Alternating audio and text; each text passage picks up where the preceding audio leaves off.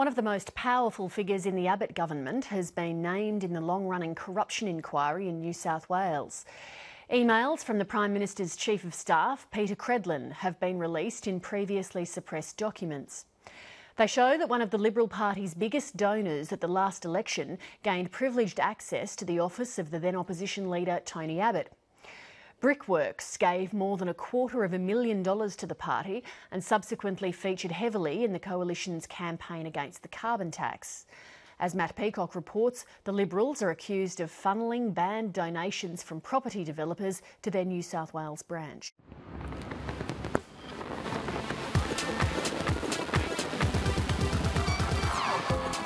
Sydney New Year's Eve 2010. Across from the Opera House, an exclusive gathering at Doyle's restaurant. It was a pre-election New South Wales Liberal Party fundraiser. Its guest of honour, the man about to become Police Minister Michael Gallagher. At his table, developers who'd paid $1,000 each for this exclusive access. Money that flowed into the Liberal campaign coffers. Election donations from building developers had been banned the previous year.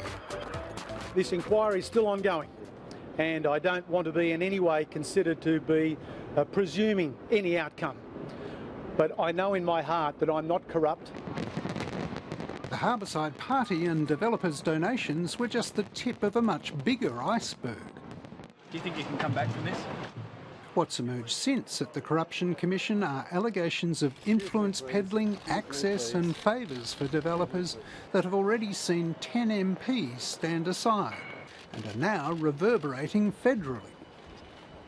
This isn't just a crisis in one state. It's a crisis that affects the very soul of the Liberal Party.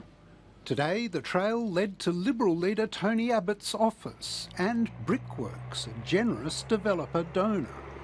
In March 2011, Brickworks Managing Director Lindsay Partridge emailed party fundraiser Paul Nicolau.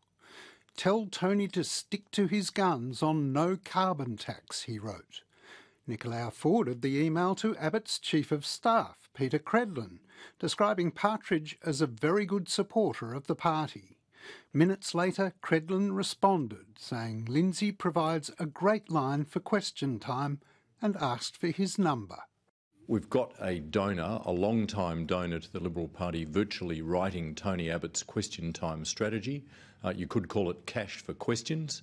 It's a concern because this is a donor that's given more than $1 million to the Liberal Party since 1998.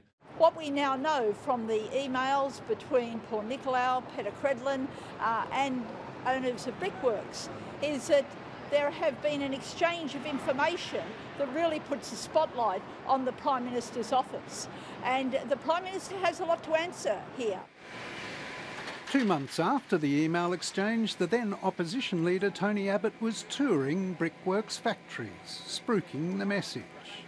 The company estimates that if a carbon tax comes in at the rate of $25 a tonne, that will add about 10% to the cost of manufacturing bricks.